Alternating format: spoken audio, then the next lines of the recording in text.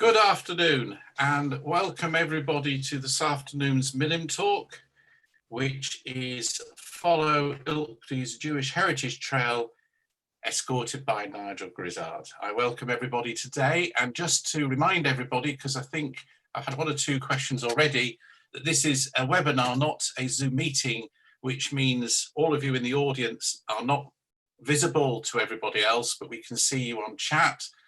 And so that's why one or two people have said, you can't hear me. The reason is we can't because this is a webinar, not a meeting, but you're all very welcome. And I'll come back to hearing everybody later. But before we start, there's a few things we need to remind ourselves. There'll be plenty of opportunities for questions, and there are basically three ways you can ask questions. There's a Q&A button at the bottom of your screen, so please feel free to put a question in there. I will be monitoring the chat so I can see questions there, but it is better in the Q&A if you can. We are recording the webinar because I've had a lot of people saying they're unable to join, so again, please bear in mind that we are recording. Minim's program continues for the rest of the month, and tomorrow there's a number of events which will have been appearing on your screen, but tomorrow we have In Conversation with Ashley Blaker, where my colleague Jonathan Strait will be chatting with Ashley. I know for some members in the Leeds community he did perform for the UHC and it was very enjoyable, but this is a talk, not a performance, but you're all welcome to join us. Next week we have Griselda Pollock talking about Marilyn Monroe in the Arthur Miller plays, and we're looking forward to that as well. But full details of all the Minim talks will be on our website, and they will also be in the follow-up email which you'll get.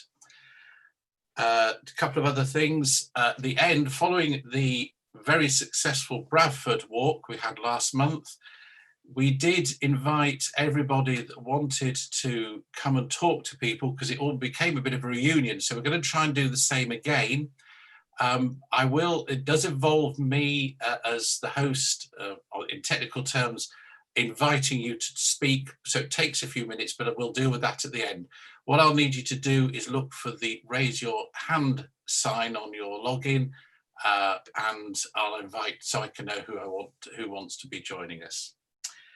Anyway, for today, as I said, we're going to Ilkley today. We did Bradford, we're now moving in, no, we're still in West Yorkshire. We're moving a little bit further north into Ilkley, and we're being taken around the town, a virtual talk as before, in the company of Nigel Grizzard, who of course is very well known to everybody in the community, but just for those few people who don't know, and I should have actually said we're joined around the world. I know who's registered. We've got a lot of people from Israel, and I've seen some news from the USA, of course, where it's morning, so good morning to USA, and I suppose good evening to Israel, actually, looking at the time. So we're sort of just at the right time. But as I said, we're the company of Nigel Grizzard, but for those who don't know, and I'd be surprised if anyone doesn't, came north after working as a researcher for the Board of Deputies of British Jews. Working in West Yorkshire, became aware of the county's wider Jewish past, and has researched, written and guided many groups around many different towns and cities. Nigel Grizzard is now a member of the Jewish Heritage, is now the Jewish Heritage Guide for Yorkshire, and is looking forward to the day when he can take groups back around the Yorkshire Jewish sites. But of course, just for the moment, we are having to do it virtually. So we'll hand over to Nigel, who, if you can now, I know Nigel wants to screen share, so I've set everything right for you, Nigel, so you should be all right.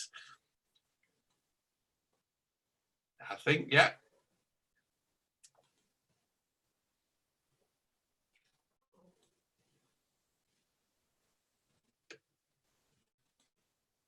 There we go. There we go. Well, good afternoon, everyone. And it's so great to have so many people, old friends, new friends, people I know, people I don't know, people who've been involved with Ilkley Jewish life coming along to my tour. And I'd like to start with a picture of me. This is me taken about 3 weeks ago, researching the tour. I'm by the Cow and Calf Rocks on Ilkley Moor. And it's a fabulous place, Ilkley. I enjoy going there. And as you most probably know, it's some 15 miles from the centres of Leeds and the centre of Bradford. And although it's got a Leeds postcode, since 1974, it's been within the Bradford Metropolitan District. And as Alan said, I moved north from London. And when I arrived in Bradford in 1976, the newly enlarged Metropolitan District was just 2 years old. And I remember the then chief executive, a man called Gordon Moore, with a booming voice, referring to Ilkley as the jewel in the crown of Bradford. And I think he was right. And as a student of urban society, I enjoyed traveling and visiting the different parts of Bradford, a great variety, ranging from the most deprived in inner Bradford, near the synagogue in Manningham, to the most prosperous being Ilkley. And one area that I was interested in being Jewish was the history of the Jews of Bradford. In the early 1980s, I started taking walking tours of Jewish Bradford. They were very popular. There were lots of buildings to see. But more important, people came to tell me their fascinating stories. In 1988, I left Bradford Council to go up to set up my own business. And even though I physically left Bradford, Bradford never left me. We moved forward to about 2011, and the Bradford Synagogue in Boland Street was given a grant through the Heritage Lottery Research Fund called Making Their Mark to start researching the Jewish community in Bradford. And as we were doing that, a number of people came to me and said, you know, Ilkley's in Bradford? And I said, yes. I said that they said Ilkley had a Jewish community and a Jewish history. And today's talk and virtual walk is the results of that Jewish history, some of which we've written down, but I think there's a lot more still to explore. Now, many of you go to Ilkley as a visitor, many Jews come to the town, but very few are aware of this Jewish history. I ran my first walking tour in Ilkley a few years ago. We in fact had about 60 people. And since then I've been told and found out a great deal of information. So today is a chance to tell you what I've found out, or more important, hear from you more information. So first, where does the Ilkley Jewish story start? And if we look at Ilkley, this is a map of the town. This is the place that most people come to. They come to the Grove, where the shops are, Brook Street.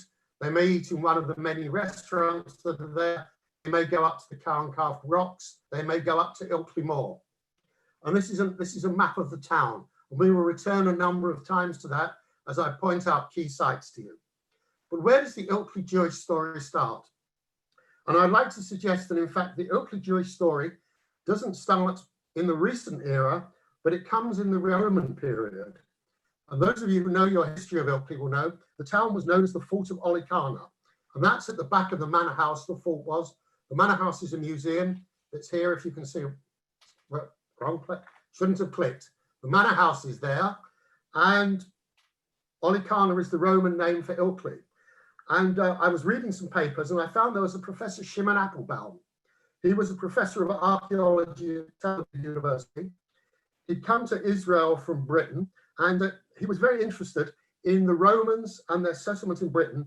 But for me, the most interesting question he raised was, were there Jews in Roman Britain?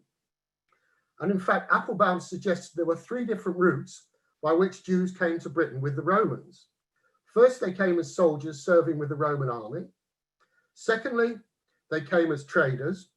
And he wrote that an analysis of Near Eastern coins of the Roman period found in Dorset and Devon show a strong connection between towns that had a significant Jewish community in the Eastern Mediterranean and the west of England. And so the question for me was, did Jewish traders come to them, if they came to the West Country, did they also come as far north as Olicana, the town of Ilkley? And then he said a third place that Jews may have come after the defeat of the Bar Kokhba by the revolt by the Romans, which took place between AD 132 to 136. Jews were sold into slavery. Did some of them come to the Olicana fort of slaves of the Romans? And these are very interesting and very difficult questions to answer. But then I had a bit of luck. It turned out that Professor Applebaum wrote a paper in 1951 to the Jewish Historical Society of England. And he mentioned that in 1948, the same year that the State of Israel was founded, a coin of Herod Agrippa, and I'll show you the coin. These are coins of Herod Agrippa, was found on Bingley Moor, which is only a few miles from Ilkley, and it wasn't far from the Roman road, which linked Manchester to Ilkley, or the Roman settlement of Olicana. Now, all these are hypotheticals, and a coin being found is only what it is. We don't know whether it was brought by a soldier who'd been out there. We don't know whether it was bought by a slave who was Jewish. We don't even know whether it was bought by a Roman Jewish soldier, any of those. But it's a fascinating question, one that deserves more research. Were the Jews of Ilkley original Jews who came there in the first century? I don't know, but it's fascinating. And this is a question I posed to the Ilkley Civic Society, and they've got a lot of experts from all areas of the town, and maybe one day they'll come back to me. So this is when we start. But we now have to move forward some 1800 years to when Ilkley becomes fashionable as a spa town. And Ilkley was a spa town and is a spa town. And we'll move on to the next picture. And we know from the 1830s onwards that Bradford grows first as a borough, and in 1847 it gets its charter as a borough. Later it becomes a city. And with this growth come to Bradford a large number of what's known as foreigners to take part in the city's expanding textile industry. History calls them in the main Germans, but this is a simplification. There are a number of people with various nationalities. On the Jewish side, not all Jews were Germans, and neither were all Germans in Bradford Jews. But the Jews who came to Bradford were in the main involved in the textile industry. They were often young men sent by their families to establish a branch of the business in Bradford. And family names include Behrens, Siemer, Unner, Moser, and Edelstein. And the Jewish community in the 19th century in Bradford never numbered more than 1,000 people, but they were an influential class in the life of Bradford. And Bradford looked to its Ilkley as its spa and health resort. And Bradford has its first rabbi, Rabbi Strauss, in 1873. And Rabbi Strauss produces a fantastic autobiography, which I go back to time and time again. And he writes in his autobiography that in 1875, he removed to Ilkley for a few weeks to effectively recharge his batteries. So Ilkley had a resident rabbi for a few weeks. And if he went there, other Bradfordians, Jewish Bradfordians, must have joined him in taking vacations in Ilkley. And then, very interesting point, how history often repeats itself. Rabbi Strauss writes that in 1893, his sister-in-law comes to visit him with a daughter aged 6. They come to their house in Manningham. Very unfortunately, the daughter, who was his niece, developed scarlet fever. So what did Rabbi Strauss do? He and his family moved to Ilkley for a few months. He used to commute into Bradford to lead services of the synagogue. And then he writes, we had to disinfect our home in Manningham after my family had left and before his own family could return. And this sounds very familiar in the era of COVID. Now, the German Jews were very involved in the building of Bradford. We have names such as Jacob Unner and Jacob Behrens. And another person was Charles Joseph Seaman. He was a native of Danzig, a wool merchant. He was very involved in the borough of Bradford's political life. Bradford had its first mayor in 1847, a man called Milligan. And by 1864, Charles Seaman was made mayor. And this is comparatively early for a Jew to be made first citizen of a borough in the UK. And it shows the acceptance of Jews into Bradford life. He built a convalescent home in 1874, the Seaman Home, which stood adjacent to Ilkley Moor in the Westwood area. And this is a picture of Charles Seaman. And if we move on, this was a picture of the convalescent home. It cost £12,000 in 1874, and it had 6 acres of grounds, and it came with an annual endowment of £3,000 a year. And the home was built for workers to convalesce in, was given to Bradford Council, and the next year, Seaman, who actually lived at Skipton, went back to Switzerland and he died. And if we move on, here's a map of Ilkley, and the Seaman home was up here, just where I'm pointing the cursor. And in the 1980s, as part of doing some research on Bradford Jewry, I visited the Seaman home. By then it was an old people's home. I asked about Seaman. There was a large picture of him, and that was all. And during the time, the home had served a number of uses, including being a maternity home, and I'd welcome more information about it if anyone can help me. By the 1990s, Bradford Council claimed the home needed repairs costing over £600,000, and it was closed. 39 residents were rehoused, and the home was sold for housing. Westwood Rise, which is just along here, where my cursor is the development in the place. There was another German Jewish merchant, that's also worth mentioning. And he was a man called Victor Edelstein. He was a partner with Jacob Moser. They ran Moser and Edelstein, a textile firm in Little Germany in Bradford. Moser was involved in civic affairs. He became Lord Mayor in 1910. And while he was involved in civic affairs and very much in Jewish and Zionist affairs, his partner, Victor Edelstein, became German consul in Bradford. Edelstein also became involved in life in Ilkley. And if you go down here on New Brook Street to the bridge, you'll see that there's a bridge that commemorates the building by the Ilkley Bridge Company of the bridge across the river wharf. And on it is the name of Victor Edelstein. So another Jewish name, and this is still there in the town. And if we move on, we found in the London Gazette from 1915 a notice about Victor Edelstein. It says, Victor Edelstein of Oaklands and the city of Bradford merchant, being a naturalized British subject since the year 1881, and Adolf Julius Edelstein of the same address, a staff captain in His Majesty's Royal Field Artillery, being a natural born British subject, hereby give notice that we have assumed and henceforth, upon all occasions, intend to sign and use and be called and known by the surname of Elston only, and in lieu and in substitution for our present surname of Edelstein, and that such intended change or assumption of name is formally declared and evidenced by 2 deed polls, both dated the 3rd of June 1915, under our respective hands and seals, on which deed polls were enrolled in the central office of the Supreme Court of Judicature on the 5th instant. Dated this 5th day of June 1915, Victor Elston and Adolf Julius Elston. And they changed their names because of the feeling against people who were German nationals or who had German names during the First World War. But Edelstein's name is still there on the bridge. And if you make a trip to Ilkley and go down, you will see his name on the plaque. So we move forward, and I'm very grateful to my good friend Carol Davis, because she helped me in my research. She went through the Jewish Chronicle and she combed through the index looking for references to Ilkley. And I'll mention some of the ones that we actually found. We found in 1910 an entry in the deaths page for a lady called Eliza Kitty Drummond of Brookville, Ilkley, wife of James Drummond, aged 55. She may have been married into the textile firm of Drummond's on Lum Lane. I showed you the factory in my last talk, which burned down. And again, we want to know who she was. And then in 1913, there was a report for the Central Division of the Work People's Hospital Fund in Leeds, which includes the greater portion of the direct Jewish subscribers, that 108 Jewish patients received treatment at the General Convalescent Homes at Horsforth and Ilkley. So obviously Jews were going out there. In 1915, for the Jewish New Year, there's a greeting from Mr. and Mrs. H. Taylor, who lived at 45 The Grove, Ilkley. So obviously there were Jewish residents in the town.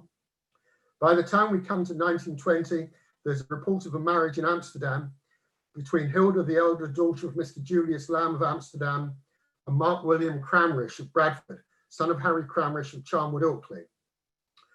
I actually know one of Harry's descendants. Harry was a Bradford textile merchant. He was also the Yugoslav consul in Bradford. He'd been born in Brody in Poland, and he died in Abergavenny in 1946, but was buried in Bradford. But what's good to know about this wedding that takes place on the 6th of August 1920, we find in the JC an advert for a mother's help. So it obviously seemed that the union proved fruitful.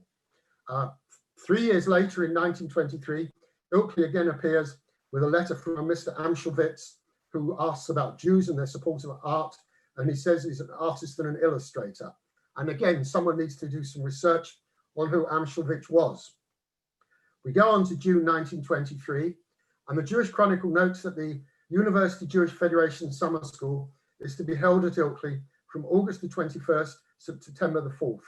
And for this purpose, a large school has been acquired. And I think they most probably mean by a large school, it was Ilkley College, which was at Wells Road on the moor. I've stayed there when it was Ilkley College when I worked for Bradford Met. It's now a housing development.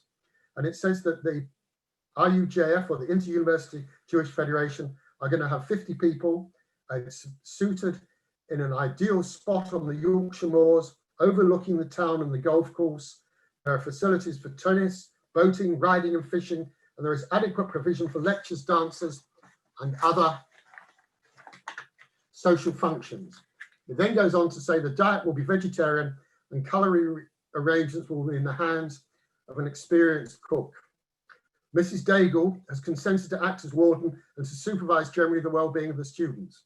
And this is the first time that the Inter-University Jewish Federation has attempted to run an independent school.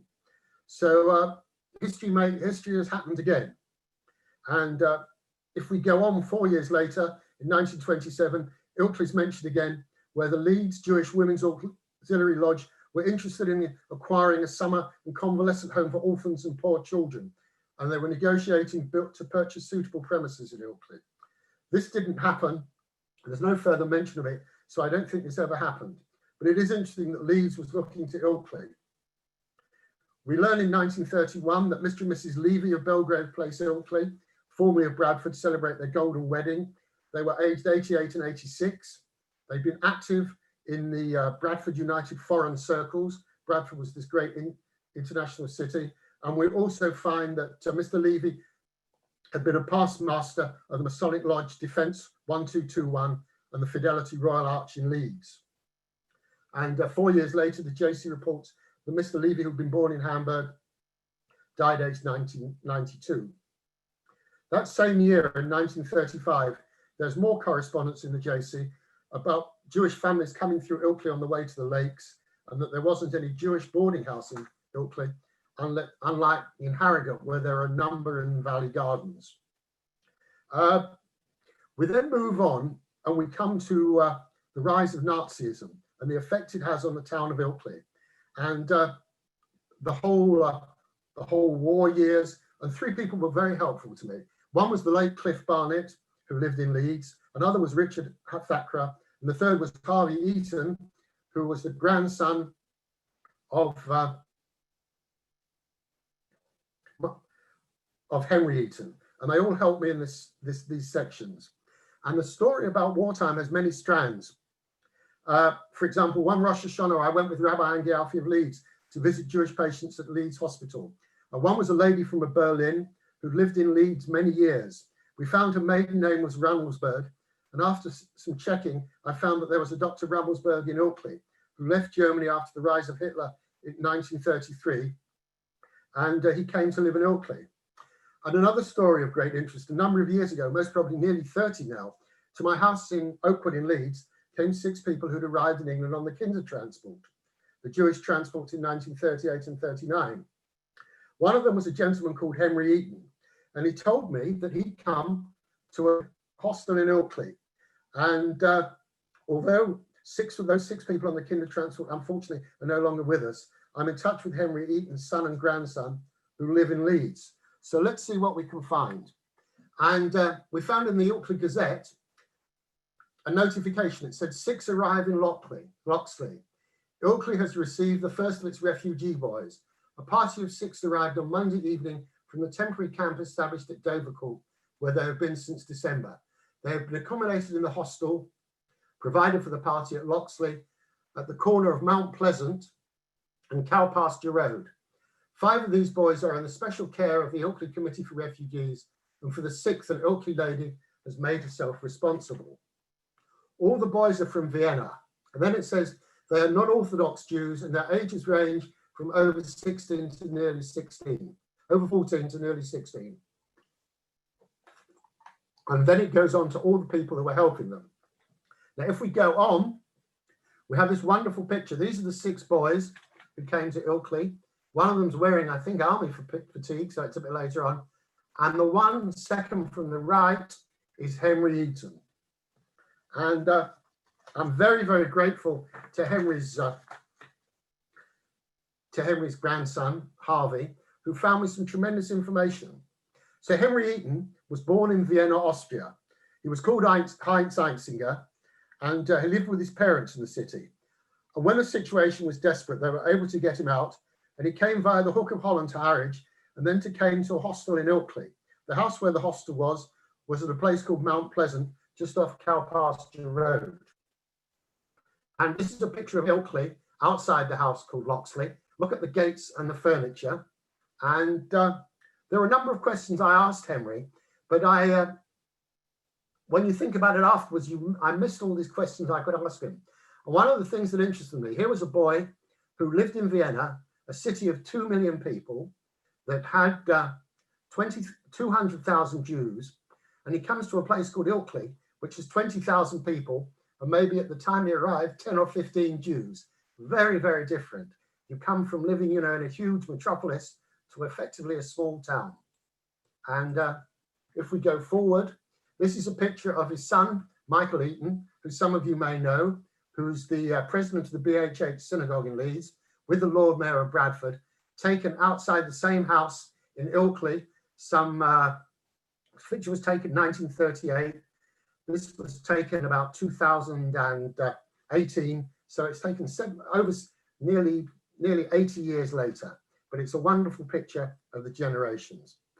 So this was the house, it still exists. This is another picture of these refugee boys in Ilkley. It's interesting, again, they say 6 boys who arrived in the hostel in Mount Pleasant Cow Pasture Road from Dovercourt, refugees from Vienna. They are non-Orthodox Jews. On the right is Mr. H. Ferry, the warden of the hostel. He looks very, very young. And the boy on the extreme left is under the personal guarantee of an Ilkley lady, and the remaining 5 are under the care of the Ilkley Committee for Refugees. And Ilkley had a committee for refugees, and it looked after the Jews who came to the town, because they weren't just on the Kindertransport, other people came as well. And if you want to know where the hostel is, this is Cow Pasture Road, this is Crossbeck Road, and just before it is an inlet called Mount Pleasant. And if you go up there, the hostel is still there today. And one of the jobs that we have to do is to put a blue plaque up there to say it was a Kindertransport hostel. So Ilkley played home to those boys, and they all had fascinating stories. And I'll tell you a bit about Henry's story just to show you what happened.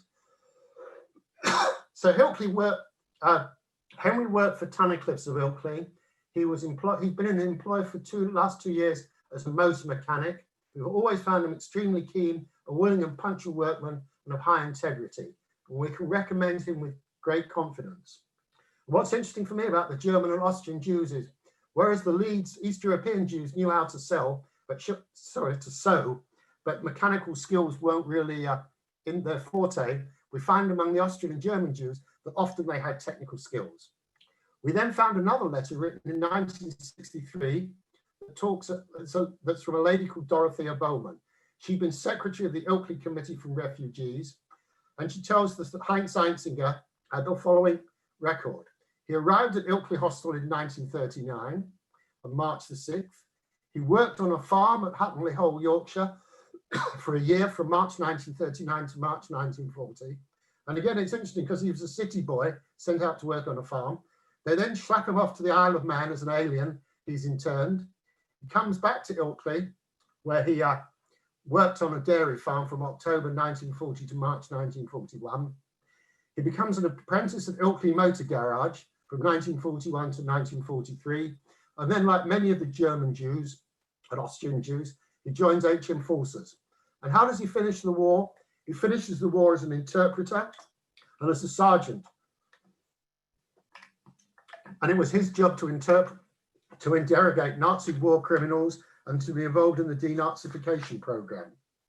And another very interesting thing is, when he left to join the HM forces in 1943, he was sent to Nigeria, where he was involved as a motor mechanic to prepare vehicles for the North Africa campaign. And I knew Henry and asked him what he did in later life. He married a Leeds Jewish girl. He became a draftsman. And interestingly, for those of you who are football fans, in the glory years at Ellen Road, when people such as Norman Hunter and Jack Charlton were around, and the team was playing in Europe, and when foreign referees used to come, when they needed a German speaker, Henry was summoned to Ellen Road to be the interpreter for the referee or for visiting teams. He also was a bit part actor for Yorkshire television productions. Now, there are good things also about Henry's family, because his parents managed to leave Austria. They came to Ilkley as a part of a group of Jewish refugees in the town. They worked in domestic service, which was one of the jobs open to refugees. And at war end, they moved back to Leeds and opened a factory. And it's very interesting to reflect on the skills that Henry learnt as an urban boy. He worked in farming and auto engineering. And as I said, he came from this huge city of Vienna with 200,000 Jews to a place of 20,000 with only a few Jews. And I wish he was still here so I could ask him these questions. Now, while we were going through the Jewish Chronicle, we found a mention that a person called Clifford Barnett had won an architecture prize, and it said that he'd been schooled in Ilkley. And I knew Clifford Barnett. He lived in the moorings in Leeds, and he died, I think it was last year, but about 3 or 4 years ago, I said to him, "You came to Ilkley?" And he said, "Yes." And I said, "Could you tell me about it?" And he said, "Even better, I'll take you to Ilkley." So I went to Ilkley with Clifford Barnett, and he told me the story of how he came to the town. So if we go forward, a couple of pictures. So this was the thing, just to tell you, that Ilkley Library did on Holocaust Memorial Day, and they had a whole thing about Jews who came to the town. And this is the Masonic Hall in Cunliffe Road in Ilkley, and this features in part of Clifford Barnett's story. Now, Clifford Barnett was a few years younger than Henry.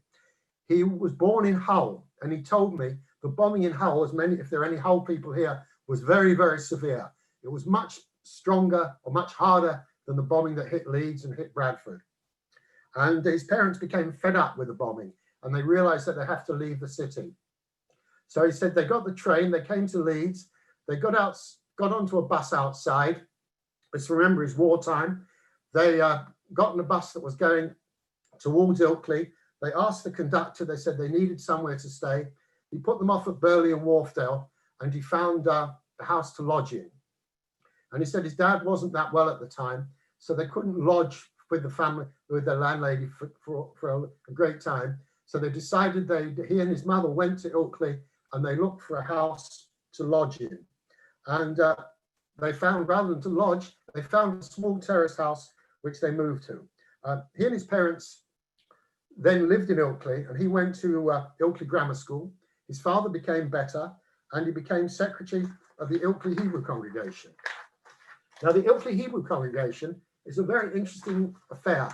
It's set up because a number of Jewish families came to Ilkley, and my guess is that they numbered about at most 100 families, maybe a couple of hundred Jewish people, and they included quite a number of well-off and middle-class families. And if we look through the Jewish Chronicle, there are announcements for bar mitzvahs to be held for 13-year-old boys in Leeds, whose families were temporary in Ilkley. And the families it mentioned included the Sandlers, the Hursts, and the Ellises, who were all at that time part of the top layer of Leeds Jewish society. And for those of you who are a bit older and remember life in Leeds, they had a name for people who belonged in that group. They were known as the Pompies or the Betters. But interestingly, for those families, the actual religious events took place in Leeds. But I wasn't sure at the time whether there were regular weekly services held in Ilkley.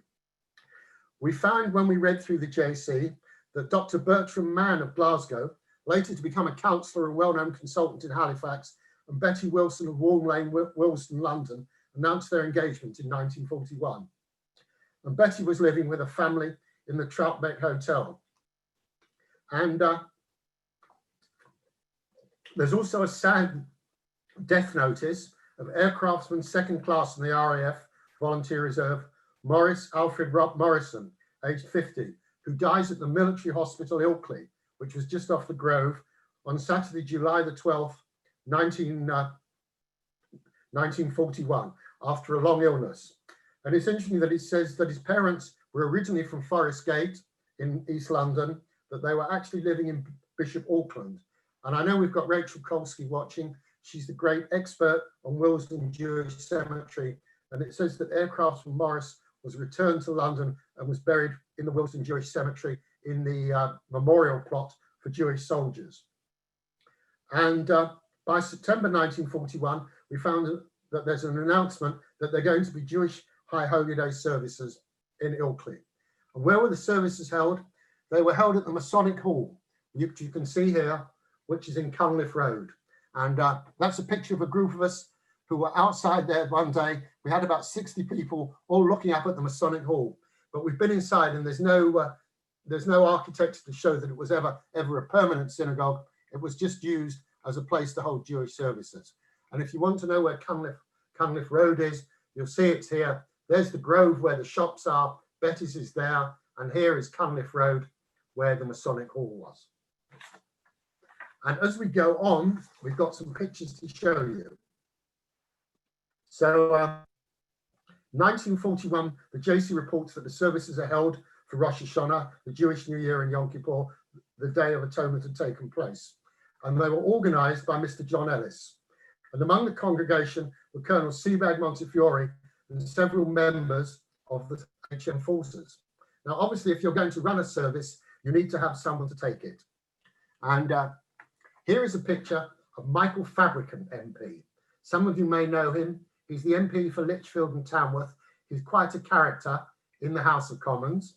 Why have I got this picture of Michael Fabricant? Because if we move forward onto the next one, this was a picture I was sent today from Middle Street Synagogue.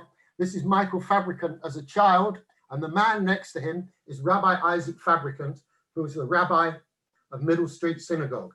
Middle Street Synagogue, if you haven't been there, is the most amazing Indian style or Oriental style synagogue just near the front in Brighton. A very fascinating historic building. And Rabbi Isaac Fabricant was the rabbi there in the 60s and 70s. And during October 1941, he was honorary chaplain. He was a chaplain to the forces, and he took the services in Ilkley. So this is a nice picture of the young Michael Fabricant with his dad. And in fact, I asked Michael Fabricant, did his dad ever leave any mention or note about his service in Ilkley, but he didn't do that. So interesting picture. The other interesting thing in the JC is there's a note about the refugee boys hostel, and it's the only time that they're mentioning refugees of Ilkley in wartime in the JC. And it said that Mr. Ellis advocated the urgency to respond to the spiritual needs of the Jewish boys who were refugees, and a subcommittee was set up to take charge of that work. We go forward to 1942. There's a piece in the Jewish Chronicle asking parents and guardians of children evacuated to Ilkley to communicate with the Mrs. Levinson of Hillfoot, Clifford Avenue about facilities for Hebrew and religious education.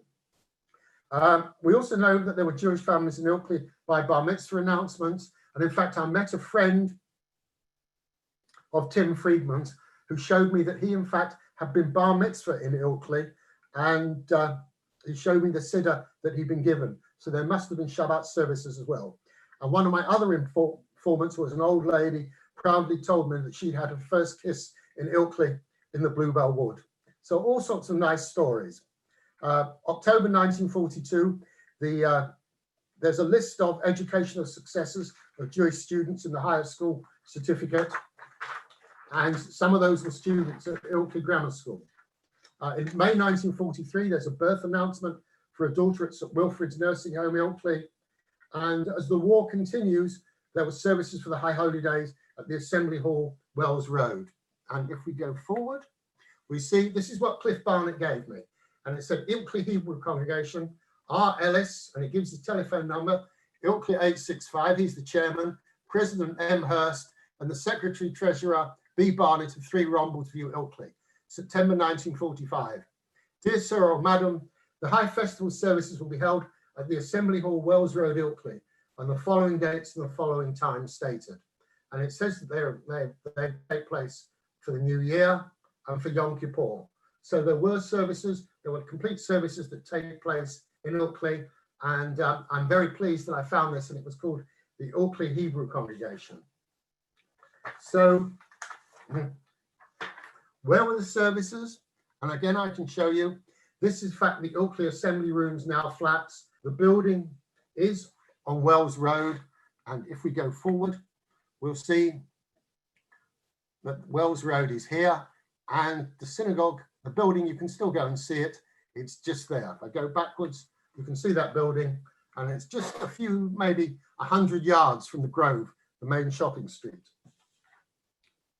So what else do we know about the Jews of Ilkley? I mentioned that they were there in the wartime. And what's interesting about the wartime communities is that as soon as the war ends, everyone up sticks and returns home. This doesn't just happen at Ilkley. If any of you know, outside of London, Amersham and Chesham had a huge settlement of Jews who came to live there, and they all left and went back to northwest London as soon as the war ended, and the same with the Ilkley community. The website JCR says the community closes in 1947. The Jewish yearbook puts the end at 1954. But to be very truthful, I think that the Ilkley community finishes as soon as the war ends. So what's the situation today? Today's situation are that in the old Ilkley, area, there still must be about 50 Jews who live there, who play a full part in Ilkley life. Many people have come to me and told me they live in Ilkley, and when I say I'm looking for Jews there, each one gives me the name of another Jewish person, and very, very interesting what we can find out. So to sum up, now here's the map again. There were three key periods of Jewish settlement and involvement in Ilkley. The first is perhaps in Roman times, coming with the Roman soldiers. The second is the Victorian Spa, where Ilkley is Bradford's, London's, the Victorian era, where Ilkley is Bradford's, London Spa. And the third area is the wartime settlement evacuees and the formation of an active Jewish community. Now, if anyone fancies doing any research, we need more research on refugees and the Kindertransport in Ilkley. We need someone to read the Ilkley Gazette and other sources in Ilkley Library for information on the Jewish community. And I put that there's an opportunity for a heritage lottery grant. I think at the moment this is in abeyance because of all the money that's gone into COVID. But if you were going to do some work on the refugees, maybe the Association of Jewish Refugees or some other association might want to sponsor someone who's looking at doing a master's or a PhD thesis on Jews in Ilkley. So thank you very much. I've enjoyed talking to you all. And if you've got any questions, come back to me.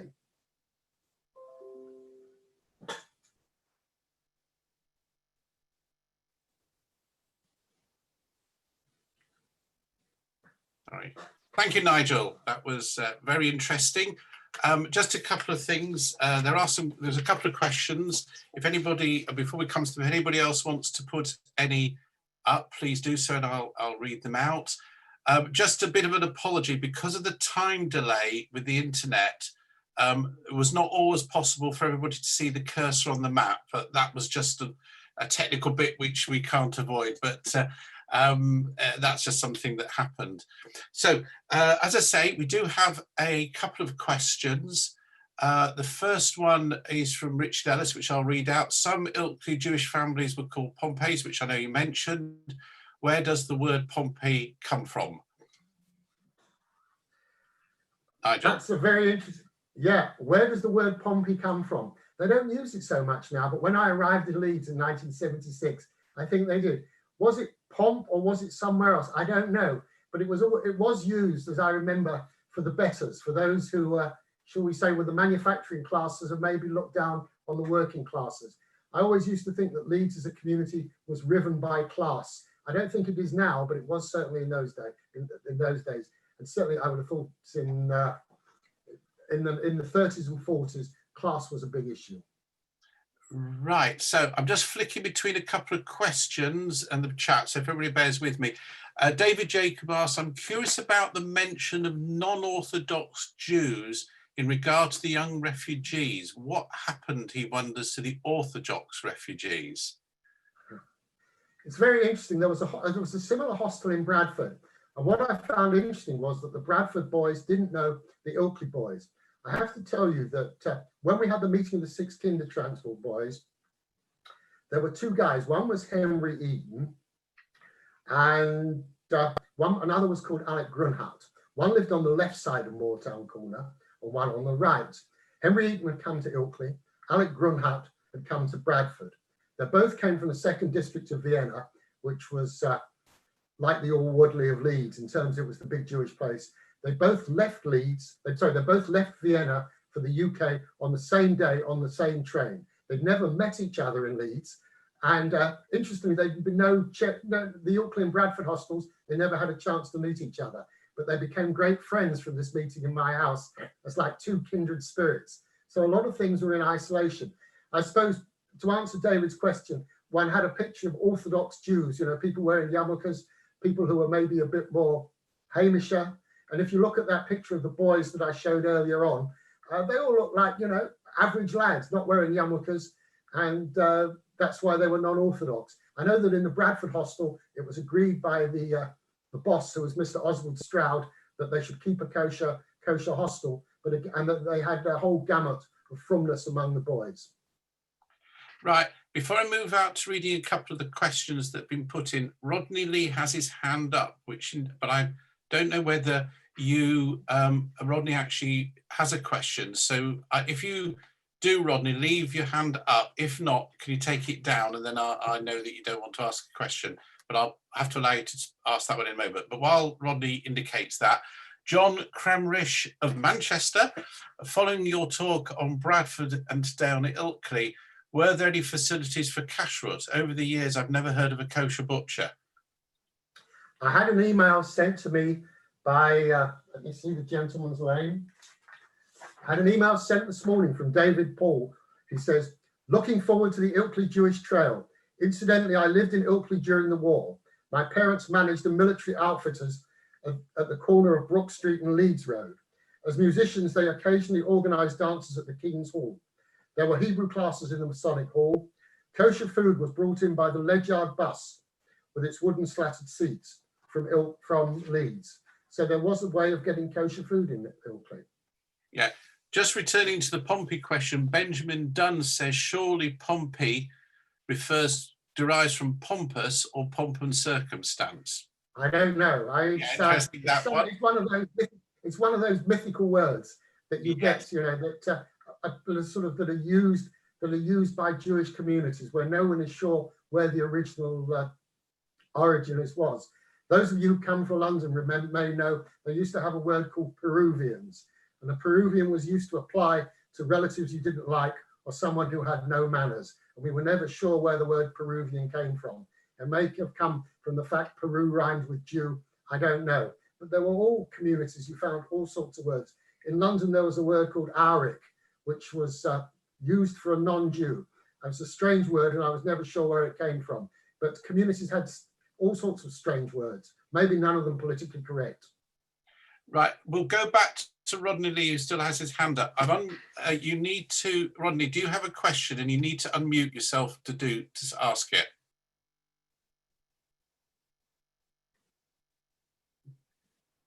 No, I don't think so. Okay, right, well, we'll leave that with that. Maureen Brooke, who I know, of course, is in Israel, asks, are you saying that the Ellis family moved to Ilkley to escape the bombing? If so, was this the Orthodox shul period of Ilkley? Yes, it was. The Jews a number of families left Leeds, they evacuated to Ilkley. They came into Leeds, as I'm aware, I understand, on the train back to work, or they drove back, but a number of families did evacuate. There wasn't bombing in Leeds. I think it was just 1 or 2 nights of it, but there were a group of families who did evacuate, and they lived in some great style when they did come to Ilkley. And one question one asks when you see some of the houses people lived in, why did they need to go back to Leeds? And just following back from Maureen on one, she says, Evelyn, I'll read out what she's written. Evelyn Ross, Pompey was a Yiddish term used by my family to denote upper respected class. So she suggested it's a Yiddish term. Right. Elizabeth Baker has said, it's not a question, but some information, but she actually does end it with a question. Not a question, my grandfather, Dr. Samuel family, along with the Wigadurs, Louis family, had shared rented bungalow there. And in the early 1940s, my uncle Clive Samuel was evacuated there, went to Prince Henry's Grammar School in Otley to finish his schooling before going to medical school. I've seen the bungalow in the past, but can't remember where it is. Do you have any idea? Unfortunately, I don't. But if you've got the name of it, we could maybe certainly in Ilkley Library, they've got tremendous resources. But again, it's interesting if you think now of the pandemic and COVID, how many people evacuated. My niece, for example, left the centre of London to go and stay in Wiltshire. And one wonders how many people also have left London to move back to Leeds. And then we're all in the same way. You'll find that as soon as everything sorts itself out, they'll go back home. And the same thing happened at war. When the war ended, families moved back. So what we're going to do is that, well, just in case anybody has more questions, put it up. But I know you've invited people to send you information. Are you happy for people to do that? Yes, they can. What I'm going to do then is, everyone will get an email tomorrow, which is the standard Zoom follow-up email, and I will include Nigel's contact details there for you to send information to him. If you follow the links at present, it ends up with me, which means I have to forward it on, but it'll certainly be in the follow-up email. So unless anybody's got any other questions, I will we'll come back to bring everybody again in a moment. Just to remind everybody that the next talk is tomorrow with Ashley Blaker, as I said, and a week on Monday we have Griselda Pollock, and then a week on Tuesday, which I didn't mention, we have Adam Sutcliffe. He will be talking about what are Jews for, a history of the idea of Jewish chosenness. Full details, of course, are on the William Minim website, where you'll also find recordings of just about all the talks, including this one. So if you want to tell other people about the talk or want to see the talk again, it should be up within the next 24 hours. There's a bit of a processing time that takes place, which we can't speed up. Also, you'll find details of the opportunity to make any donations, because there is still a cost for running the Zoom talks, and we'd be very grateful for any donations are welcome received. As I said, I'll be sending out an email with Nigel's details on. So just for the moment, I'm going to thank Nigel for a very interesting talk. And and I think everybody, and I am aware of what everybody's been saying in the chat, which again, I am capturing and will forward on to Nigel. We're capturing both the questions and the chat. It's all the comments, the information that you've put in there is being captured. It's just been a fascinating insight, and genuinely, I didn't know that Ilkley's Jewish history was as great and as long, far going back as it was. Now, as I said, the last time we did one of these talks, we all got together, or those that wanted to, got together. Now, this takes a little bit of organisation, but if you would like to come on, what I have to do is I need you to put your hand up, which usually is in the little blue box. Usually it's in the top right-hand corner of your image. Yes, that we've got people finding it. Put your hand up. What I have to do, and this is where it is a two-stage process, I have to first allow you to talk, you have to unmute, and then you will come on. And if you wish to be seen, you need to put your camera on as well. Okay, so it takes a bit of, it's because it's a webinar. So I will again thank Nigel, thank everybody for attending, and hopefully we'll see you again at other talks. And now I'm going to start allowing people to promote to a panelist. So I will do that. So as you come on board, you just take a moment, you'll appear in the group all being well. Yes, some of you are starting to come, I think, now. Yes, I can hear some people now. If you just say who you are, that'd be great. There we go. Here we go. Jennifer, that's right. There we go. So